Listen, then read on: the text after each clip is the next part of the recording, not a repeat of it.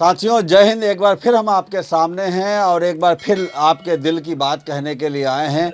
आप जान रहे हैं कि इस वक्त हिंदुस्तान का सबसे बड़ा मुद्दा जो है वो किसानों का आंदोलन है, क्योंकि जब से किसान बिल आया है तब से इस बिल के खिलाफ किसान आंदोलन कर रहे हैं। अगर दिल्ली बॉर्डर की बात की जाए तो कई बॉर्डरों पर किसान वहां पर जमे हैं, सरकार से अपनी मांग कर रहे हैं।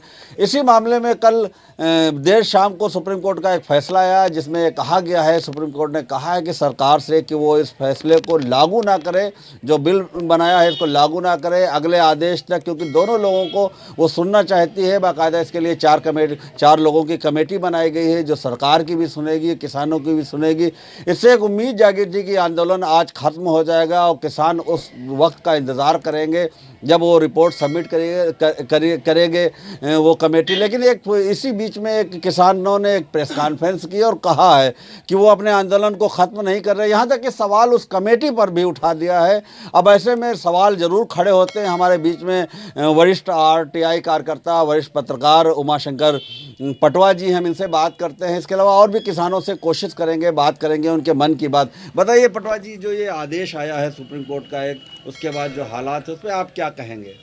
देखिए, सुप्रीम कोर्ट का आदेश वास्तव में अगर ये कहा जाए तो मुझे कहने में कोई शक्ति नहीं कि सुप्रीम कोर्ट का आदेश ना हो करके वास्तविकता ये है कि ये सरकार की मंशा को सुप्रीम कोर्ट के माध्यम से दुनिया जहान के सामने पेश किया गया है। नहीं, इसमें तो बात सुप्रीम कोर्ट ने ये कहा है कि दोनों पक्षों को सुनेंगे और इसके बाद जो कमेटी होगी वही। सवाल इस बात का है कि जो बात सुनने की आ रही है तो 8 दौरों की अब तक वार्ता सरकार और किसान आंदोलनकारी किसानों के प्रतिनिधियों के बीच में हो चुकी है।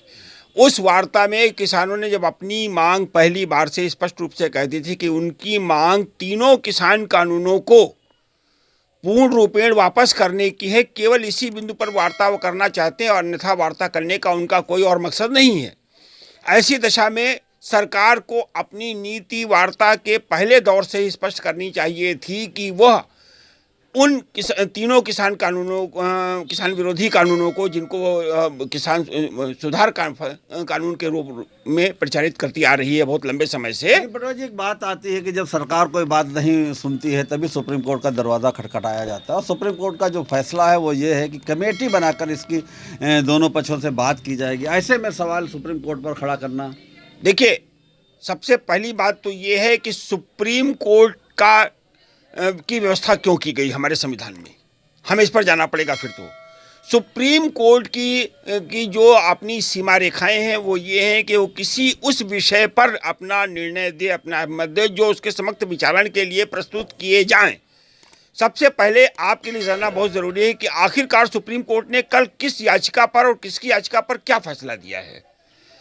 हम में से बहुत से कम लोगों ने जानने की कोशिश की कि आखिर सुप्रीम कोर्ट कौन सी याचिका सुन रहा था। कल सुप्रीम कोर्ट ने एक लॉ स्टूडेंट की याचिका को सुना, जिसने ये याचिका कहते हुए दाखिल की थी कि किसानों के आंदोलन से रास्ते बाधित हो रहे हैं, दिल्ली वासियों को परेशानी हो रही है, आवागमन में बाधा हो रही है, इसलिए उनके आंदोलन को खत्म किया जाए।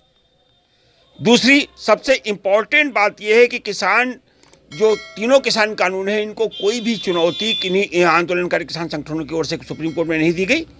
उनकी ओर से कोई रिट पिटीशन सुप्रीम कोर्ट में दाखिल नहीं की गई, न ही वो सुप्रीम कोर्ट में अपनी तरफ से हाजिर हुए। सुप्रीम कोर्ट ने 8 किसान नेताओं को अपने विशेष आदेश के माध्यम से याचिका में अपने स्वयं के द्वारा पक्षकार बनाया, और ये स्पष्ट रूप से है कि मंगलवार को जिस दिन आदेश पारित हुआ, किसान संगठनों का कोई भी वकील या उनका प्रतिनिधि कदापि उपस्थित नहीं था। अब अगर आप थोड़ा सा गौर करेंगे और थोड़ा पीछे जाएंगे, आप सोमवार की सुप्रीम कोर्ट की पूरी कार्रवाई पर नजर डालें। सोमवार को सुप्रीम कोर्ट की पूरी कार्रवाई ये कहती है कि अगले दिन वो किसानों की बात सुनेगी, उनको अपना पक्ष प्रस्तुत करने का मौका देगी। लेकिन देर शाम में भारत सरकार की ओर से एक शपथ पत्र दाखिल होता है, और उसके बाद में जो अगले दिन कॉज लिस्ट में जो केस प्रिंट होता है सुप्रीम कोर्ट की कॉज लिस्ट में, वो होता है निर्णय उद्घोषित करने के लिए। इसका मतलब कि सुप्रीम कोर्ट ने जो उनको सुनवाई का, अपनी बात रखने का जो मौका देने की बात सोमवार को कही थी, वो उससे खुद पीछे हट गया। ये बात तो सबको स्पष्ट रूप से जो भी लोग विधिक प्रक्रियाओं से भिज्ञ हैं, वो भली प्रकार से जानते हैं और समझते हैं इस बात को कि जब वो खुद पीछे हट गया। दूसरा मूल प्रश्न ये है कि जब किसान संगठन उसके पास गए ही नहीं थे, किसानों ने तीनों कृषि कानूनों की विधिकता का, उनकी संवैधानिकता पर कोई प्रश्न चिन्ह कभी खड़ा ही नहीं किया था। तो ऐसी दशा में सुप्रीम कोर्ट का ये कहना कि साहब उसने कमेटी बना दी, और फिर कमेटी में किस लोगों को बनाया? न्याय की पहली ज़रूरत यह है कि न्याय सिर्फ होना, बल्कि वो न्याय होता हुआ दिखाई भी दे। सुप्रीम कोर्ट ने जिन 4 लोगों की कमेटी बनाई है उसमें बीएस मान साहब के बारे में सभी लोगों को, भूपेंद्र सिंह मान जो पंजाब किसान यूनियन के अध्यक्ष भी हैं, जो 1990 में राज्यसभा के सांसद भी रहे, जो 14 दिसंबर 2020 को जिन्होंने केंद्रीय कृषि मंत्री माननीय नरेंद्र सिंह तोमर से भेंट करके तीनों कृषि कानूनों का खुला समर्थन किया था। दूसरे मिस्टर धनवंत, शेतकरी कामगार किसान यूनियन महाराष्ट्र के प्रतिनिधि। शेतकरी कामगार किसान यूनियन पहले दिन से ही तीनों कृषि कानूनों को लागू किए जाने के पक्ष में निरंतर रूप से बोलती आ रही है। स्वयं मिस्टर धनवंत के, श्री भूपेंद्र सिंह मान के अनेक आलेख देश के अनेक प्रतिष्ठित समाचार पत्रों में इन तीनों कृषि कानूनों के पक्ष में प्रकाशित होते जा रहे हैं। तीसरे नामित सदस्य जो आए, श्री अशोक गुलाटी जी, जो भारत सरकार की कृषि उपजों की मूल्य निर्धारण कमेटी के भी अध्यक्ष रहे हैं, और लगातार खुले रूप में तमाम विभिन्न चैनलों पर आप में से प्रत्येक ने लगभग उनको इन कानूनों का समर्थन करते, उनके तमाम लेख, चाहे वो टाइम्स ऑफ इंडिया हो, चाहे हिंदू हो, देश के तमाम प्रतिष्ठित अखबारों में लगातार छपते रहे हैं। तो क्या कहना चाह रहे हैं ये सब? देखिए, ये सब बातों से क्या निकल के आ रहा है? देखिए, और मैं अभी एक नाम और रह गया, श्री प्रमोद कुमार जोशी, जो चौथे मेंबर हैं कमेटी के।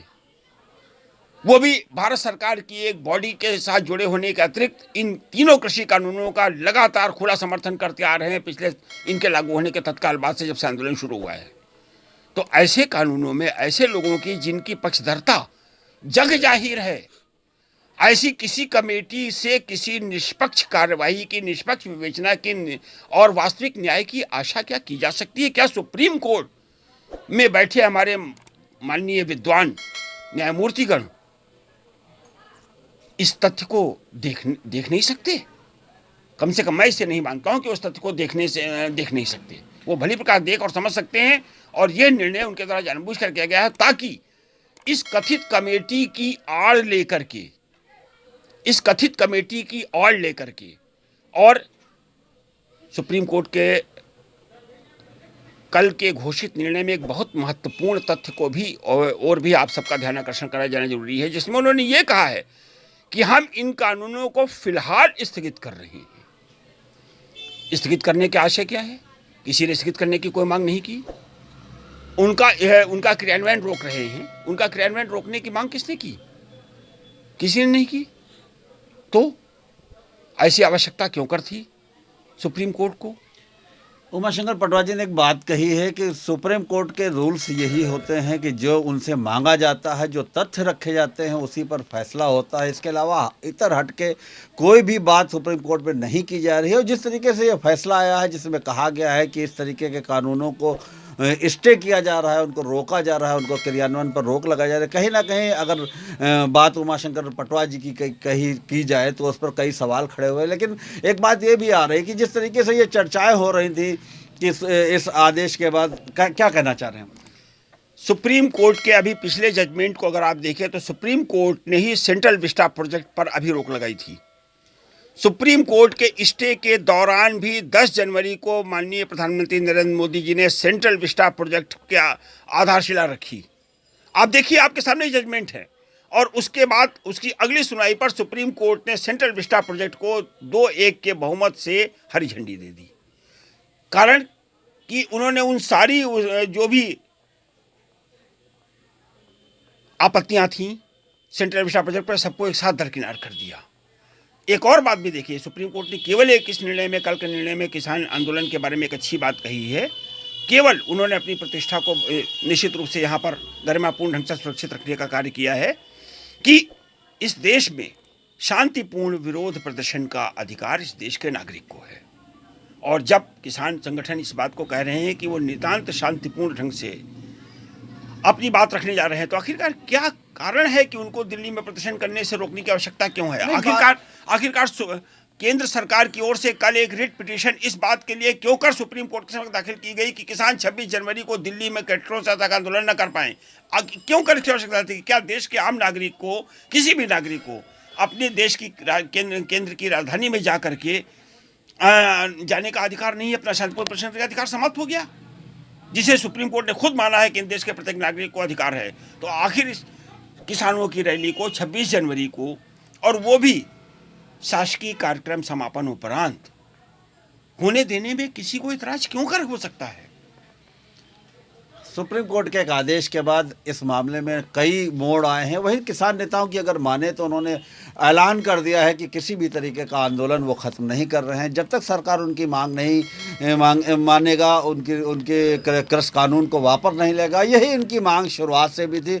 अब देखना है कि इसमें सरकार क्या फैसला लेती है। सुप्रीम कोर्ट का जो आदेश आया है उसके बाद किसानों पर क्या असर पड़ेगा कहीं ना कहीं, लेकिन किसानों में एक थोड़ी सी राहत जरूर मिल रही है कि सुप्रीम कोर्ट ने इस मामले में जो सरकार है उससे पुनर्विचार की बात की है। कमेटी पर भी सवाल उठे हैं, लेकिन ये तो आने वाला वक्त बताएगा इस मामले में अब किसान आगे का क्या रणनीति रहेगी, क्या कदम उठाएंगे। हम और भी लोगों से आपको मिलाएंगे, किसानों से बात करेंगे, देखते हैं उनका इस संबंध में क्या मत है, वो आप क्या सोच रहे हैं इस फैसले के बाद।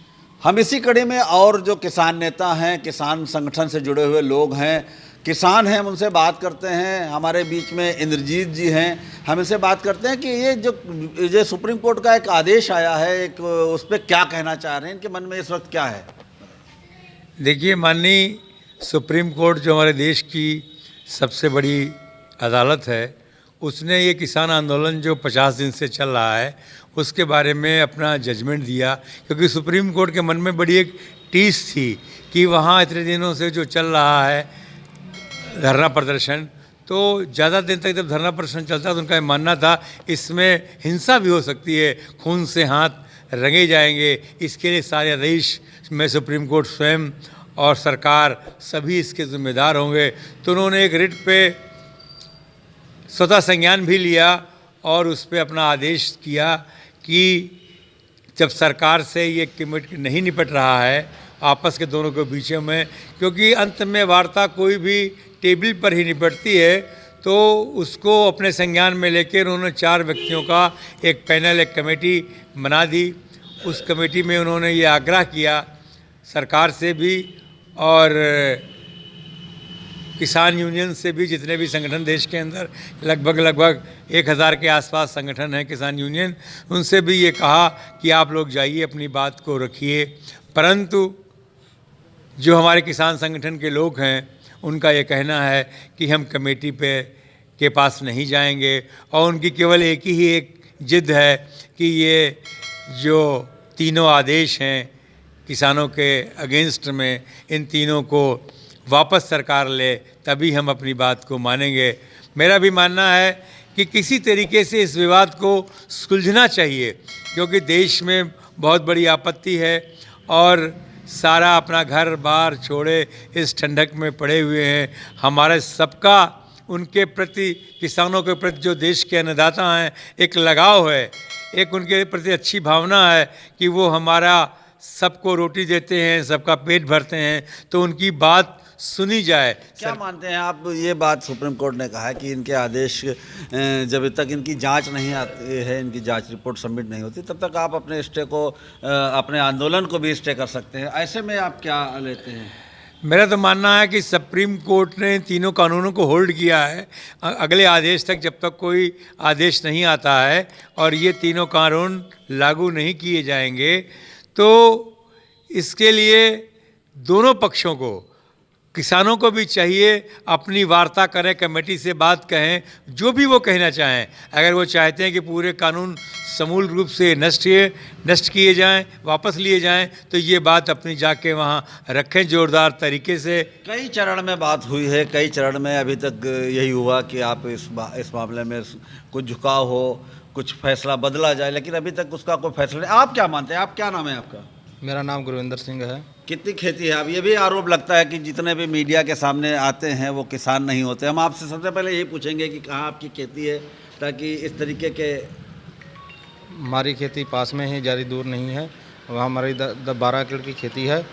और जो भी ये किसान धरना चल रहा प्रदर्शन, हम डटे रहेंगे। हम जब तक हमको फैसला नहीं मिलेगा हम डटे रहेंगे इस पे। अच्छा, सुप्रीम कोर्ट का जो आदेश है उस पर आप क्या कहेंगे?